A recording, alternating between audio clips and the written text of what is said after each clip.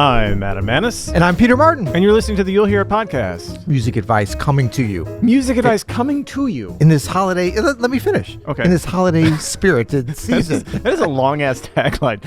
Music advice coming to you in this holiday experience. Well, I've decided it's not going to be a tagline anymore. Okay. It's just going to be whatever.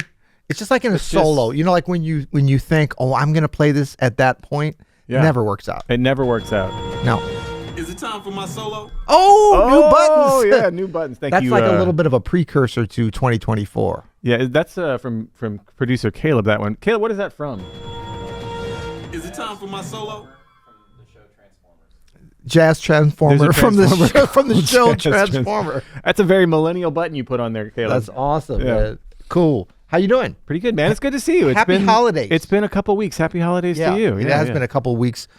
We've been having some fun here. It's gotten a little frosty outside. It It doesn't look like It's it. chilly. This looks like the middle of summer, but it's a little frosty here No, in the man, look at Midwest. that low-ass sun. That is a chilly outside right there. You That's could right. tell. Just That's right. How bright the sun is. You know that winter sun where you're driving home at like 3:30 and it's right in your eyes? I don't call it the sun. I call it the soleil. Okay, this still there. He's Spanish and fancy. Yeah, so we've had an interesting couple of weeks around here. Yeah. It hasn't been a couple weeks. I saw you exactly 7 days ago plus 12 hours. That's true. We That's parted ways on a stage to a roaring, sold-out audience clapping for us. We were like ships in the sea, saying goodbye to each other. Goodbye. Have a great time in New York City. I'll just be over here with my adoring crowd. That's Exactly. How long did you stay on that stage? That was a lot of applause. Quite going a on. while. Yeah, that was a fun night. So we had played a week ago Monday. We played our annual holiday spectacular that we've been doing now. Did you know this? 7 times. Well, I just heard 7 times. Yeah. 7? And you are 7 for 7 for attendance. You are 6 for 7. I'm 6 for 7, which is a B plus.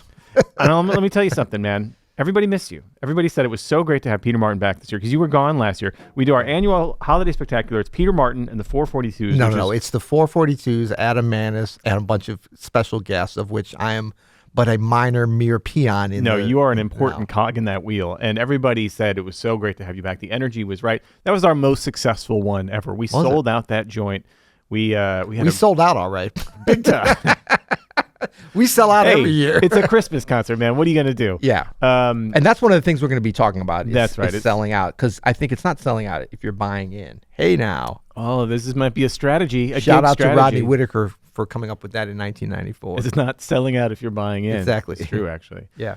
So we did our annual holiday spectacular. It was amazing. We had a great time. Thanks Your to new everybody. orchestra was featured beautifully throughout the evening. That was so fun because I was sitting right over by them. I put you on there on purpose, man. I wanted Keep to me in line. I wanted to impress Didn't you. work. No, I wanted to entice you into They doing sounded something. great. The arrangements were great. Thank you. You've come so far with your arranging. You've always had great ideas, but now it's like you're hitting the details of that. Like we talk about a hat on a hat. Like you've got the good hats on the hat in the arrangements. Like you know when to take something away. You know when to add, when to leave something going with the strings while something else is happening. You've got such a good ear for that. Thanks, and we'll man. be talking about that a lot in this next year, because I know a lot of folks are like arranging and composing, whether it's holidays or not, is such a interesting, I think, combination of art and science, you know, and I grit. think, and grit. Exactly. Yeah. And like, yeah, exactly. I think because you've done so much now, but it's grit, but like sometimes people do things over and over again, but for some reason they don't get better.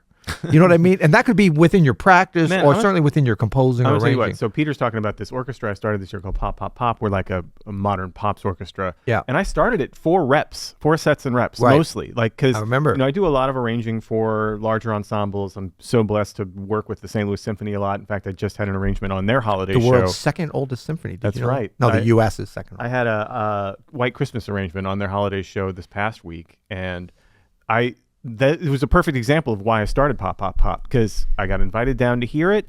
Yeah. I heard it one time, and now I have to figure out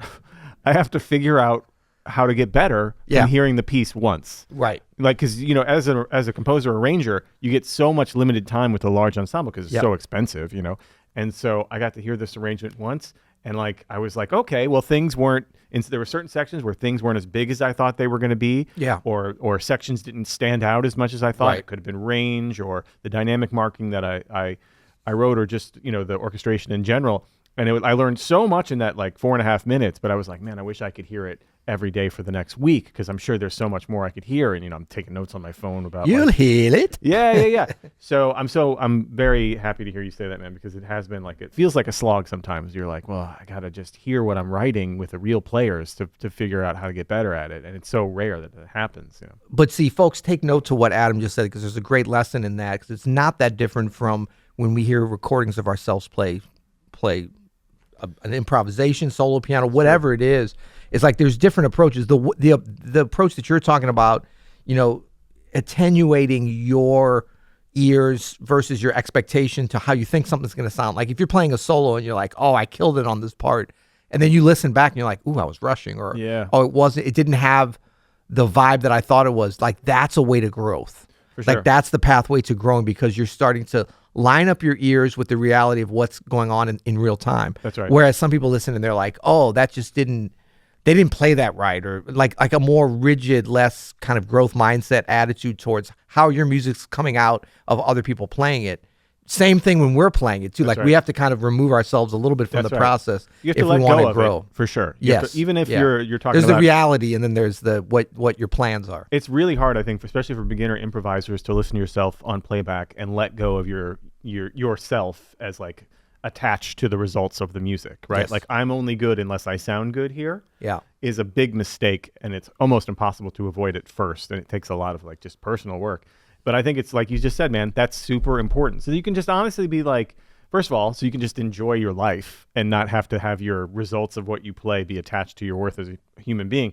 But also then that you can honestly assess oh, okay, I was going for this and I like that I was going for this, but it didn't quite come across how I thought it was going to be. And that's only done by direct feedback of what you're doing. Absolutely. Yeah. So we're talking today, Peter, about how to manage Christmas gig fatigue, which is, where we're starting off. At least it might be where we are right now. It is where we are. We are as we 6 days before Christmas. It are is we hitting December fatigue? 19th right now as we record this episode. Both of us have done a ton of gigs in December already. I've done really a bunch, including a bunch of arranging and writing for other people's Christmas gigs. And how do you survive this season? In a lot of ways, it's great because the cash is coming in, man. These are where all the gigs are happening. There's parties happening. There's concerts happening galore. So there's a ton of stuff to do. All right. So today we're talking about how to manage Christmas gig fatigue, which obviously we're both feeling the effects from. I think a lot of folks are. Yeah. It's December 19th right now. We've been playing a ton of gigs. We've been writing a ton. Yeah. And I think that there's the positive part. It's like when you're tired and exhilarated from doing things versus just tired and burnt out. So maybe we'll come up with some ideas on how to do the former as opposed to the latter. And I think the most important thing is this is counterintuitive alert. Are you ready, Sir Adam?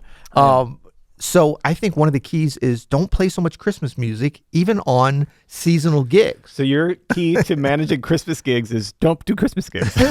No, do gigs still. Well, first of all, there's overt Christmas gigs like what we did, the Holiday Spectacular. That's meant to be very warm feeling Christmas music. But we didn't do all Christmas songs. We did some Hanukkah songs. And we did actually some secular songs. We did some 442's originals just about cold weather. Yeah. I know, but I think we always think that we have to, even if it's a holiday gig, I've found you can do up to 50% non-holiday songs and no one will complain. Totally. You know what we did at our 442's gig, Peter? You remember we did Point Siena? Yes, I know, but I saw that on there. I was like, this is brilliant. Yeah. So Christmassy. But it's not. No. It somehow is and it's not. I was reasoning that it's close to poinsettia, which is the flower, the Christmas plant.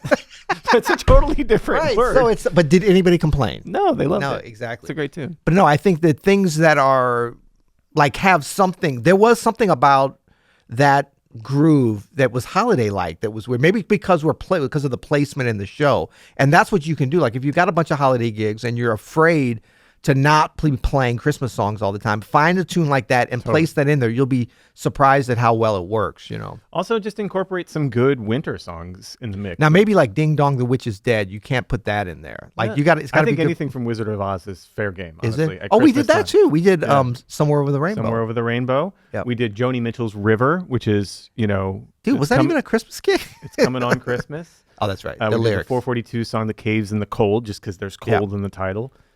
You can also do things like, In the Bleak Midwinter. It's a beautiful hymn. It's not about Christmas, but it's about the season. It's about the season. Yeah. That kind of stuff kills, actually. We did, I produced along with Diane Reeves her Christmas album about 15 years ago that still, I think is a really, really fun great sounding Christmas album. But like we did A Child Is Born, Great tune. Thad Jones. That's not a Christmas song, is it?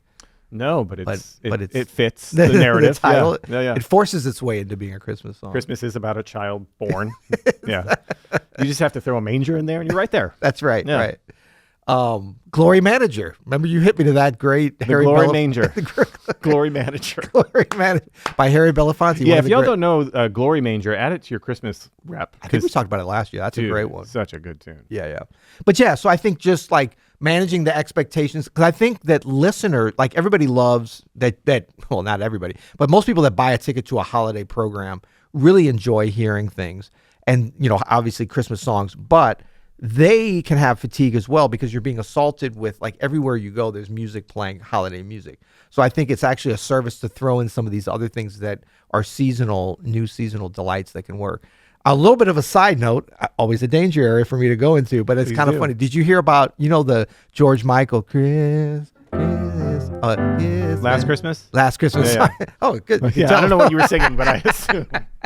So Last Christmas, did you hear about this like global challenge to avoid that song? Why? Oh, I that's good. I didn't play it because this is a safe. It's just like a game.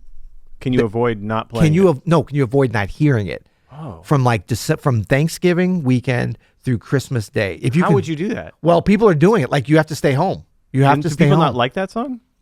Well, it's considered a little bit overplayed, perhaps. It might be overplayed. I was thinking about adding it to the set list next year, but maybe I won't now that it's... Well, no, it's fine. I think it's good, and especially if we place it in a different setting. But it's so much so, like when I was up in New York, there was some places that advertise... No Last Christmas? No Last Christmas. So it's like a safe club or bar or restaurant to come into. Because if you hear like more than 3 seconds of it, you're out of the game. It's kind of like, doing the brackets for the Final Four. It's a game. I get it. Okay. Yeah. I get it. Yeah, it's a game. That'd be fun, actually, if we did it next year and the game was still going on and we just said, we're about to play Last Christmas. If Get you'd out, like, please leave the hall. Right. Yeah. Right. That'd be Right. fun. Okay, yeah. So that's my first one. What do you have? It's just to play less. Yeah, my for avoiding Christmas fatigue. My advice for avoiding fatigue of any kind is, and I have to do this myself, and I've been doing this really since around Halloween, man, is when like all of these writing gigs really kicked up, and just I got really, really busy with things outside of Open Studio, and then I have all the stuff that I love to do here at Open Studio. And like, I have to remind myself that this is my life. So oftentimes we will get into the habit of being like, okay, well, once, like I did it. Here's what I did. My last Christmas gig is on December 17th, which was 2 nights ago, right? Mm-hmm. And I was like, okay, I circled it on my calendar. Okay, that's my last gig. Once I get past that, I'm good to go. And I had to stop myself and be like, no. Like, this is not something that we're like, once this happens and once I get to here, then I'll be fine. I can relax. Because I know from experience now, I've been around the sun a few times. I know from experience that once I get to December 18th, I don't feel like, all done. Right. There's something else that's going to come up. There is already. Like there's other things to shoot for. And I also know that if there's nothing, after about 3 days, I get bored and I put stuff on my calendar because I want to be doing stuff. Doobie doing stuff. But my advice, and I reminded myself all season this season, is to just remember this is your life and to enjoy it. This is what we signed up for. This is what we signed up for. Yeah. And even though you're busy, and even though you wish you had a little bit more time to yourself, don't get grumpy because you've overscheduled yourself if you can help it. There's feel your feelings, but just remember everything we're doing, this is our life. And if we are just constantly looking down the road, well, once this is over, then I'll have a rest. Then I'll be happy. Yeah. Then I'll be great. Right, because I do this too, Peter, whenever I have a vacation coming up, because it's so easy to be like, if I could just make it to vacation, then I'll be sitting on that beach just chilling. The problem is, in the past, I do all that, and then I get to the beach, and I've already programmed myself to be looking far into the future, right? Like I live my life thinking down the road. Yes. So then I'm on the beach, I'm thinking down the road, and I'm not enjoying the beach in front of me. Right. So just enjoy what's in front of you, even in the busy times. Like, appreciate it, have some gratitude for the work, for the people that you're working with most of all, for the fact that you get to make music every day, for the fact that people want to pay you to come and play their office Christmas party, even if those can be a drag or whatever it is. Lame gigs can still be amazing experiences if you're in the right frame of mind. Well, and think about this, like looking forward to something else, like you're saying, to sitting at the beach. For a lot of people, like especially, I'm thinking the 442's Holiday Spectacular, like that's their beach. They're looking forward to that. They've got that thing circled on their calendar. So we have to remember that even for us, when it gets into the grind, sometimes it's like, oh, if I can get past this, it's like, no, that is the destination. Yeah. Everybody's is different. But I think that always brings me back to thinking about that. And, having just done these gigs at the Vanguard, which actually, that's trick number 3. Yeah, Don't play any Christmas. We played no Christmas music. Saving that for last. But even that surprisingly starts like it's a lot. It's like a lot of, like, you're playing every night with like great musicians that I have to remind myself, like, that's what I signed up for. It's going to be tiring because it's exhilarating. For sure. Because there's energy in the room. Like, it's packed every night. Like, yes, if I was playing with a bunch of crappy musicians in a bad club of which there was sparse attendance, I would expend a lot less energy. Is that really what I want? So it's like you have to understand what goes with this. And like, so I have to circle every one of those sets as a great destination, because each person coming to that, a lot of them are doing that. They're not there at every set. Like, each one is a special thing. And even if it's not, we want to make it special for them. So I think around holiday times, because it's such a destination for people, all these different kinds of events, and it's so special, they're not going to be jaded. They're even more so that's why I think people are in more of an entertainable kind of a mood during this time of year. They're primed for a good concert. Yeah, so we need to align ourselves with serving in that way. But it doesn't have to always be done in the typical ways. We can also care for our mental health, by changing it up. Sometimes what's fun, I know for us, is just like different arrangements on old classics or whatever. That's fine. It doesn't have to be, just the way people are expecting. But I think that getting even more into the service mentality at this time of year can help us to really not only get through. And I love your thing of like framing it not just as like, oh, let me endure this. It's like, how do we thrive during this time? 100%. Yeah. I mean, it's almost a cliche at this point. A lot of people have probably heard this, but it's like, you start off as a child and it's like, well, once I get past elementary school, I'll be in middle school, and then I'll be really cooking. And then when you're in middle school, you're like, well, high school is where it's I get to like do music and sports and theater. And then when you're in high school and you're just like, well, I need to get into a good college, and then I'll be set. Once I get into this good college, you get into a good college, you're like, well, this is fun, but I know I'm going to need a good job. And once I have a good job, and then you get a good job, and you're like, well, once I have a family or a house or whatever, then I'll be set. And then you get a house, and you're like, well, let me get another family. I'm going to need another house or another family or whatever it is, and then I'll be set. And the cliche is then you're basically just like putting off your own happiness for some imagined incredible future. Yeah. And then you're just sitting there on your deathbed and you're like, well, I guess I can be happy now. But you could have just, if you are able to stay present in the moment, set your life up so that you're enjoying everything that you're doing, including work. Constant work is guaranteed. Constant work and death are guaranteed in a life. So work is going to happen. Learn how to enjoy that. Design your life around like truly enjoying and getting some fulfillment out of that. If you're truly miserable, you might think about what you're doing. Right. But if this is like what you want to be doing and you're still like, oh, but I'm too busy, and maybe once Christmas is over, I'll be whatever. Enjoy where you're at, man. This is the time now as you're hearing this. Yeah. And just the only thing I would add that we can use beyond just the holiday time as well is like, think about this same kind of attitude with your practice, with your development. Totally. Because it's these are the kinds of ways of thinking. Like, we always think about like, how do I practice the scales, or like, we got this new fingering or this new way to optimize, and those things are important, but they're not like, those are more for to solve specific problems. The overall thing in terms of like happiness and thriving with music, like kind of the top level, like, what are we trying to do? We're trying to get better. Or are we really trying? I mean, like, yes, we want to get better as players, but that's not even the top level. It's like, we want to be joyful in our development. We want to bring joy to others and ourselves through music. That's really what the ongoing goal is. So we don't want that just to be a destination in terms of like, once I'm good, I'll be able to bring joy to people, and then I'll complain because I'm having to play holiday music or whatever. But it's also like, how do we thrive and enjoy our practice? And so the practice, we know, becomes a grind, but how do we turn that grind into like, man, this is so great. I'm getting these sets and reps, and nobody's seeing me do this, but I know, even if I don't feel like I'm getting better, like just like you're in the gym, it's like you're actually getting weaker before you get stronger. It's like, those last reps are, I love how I'm not even in the gym, but I love how I have such an insight into these things. But I think that kind of same thing we're talking about the holidays, if we can apply this to our practice, and I know this is an ongoing theme for us and will be here at the podcast, is really fun. And I think one of the best gifts we can give everybody this holiday season. That's a great, did you guys hear that? What a Christmas monologue. And Scrooge opened the windows and said, "Merry Christmas, everyone." I thought Scrooge was bad. Is he though? Is You'll he? hear it. You'll hear it.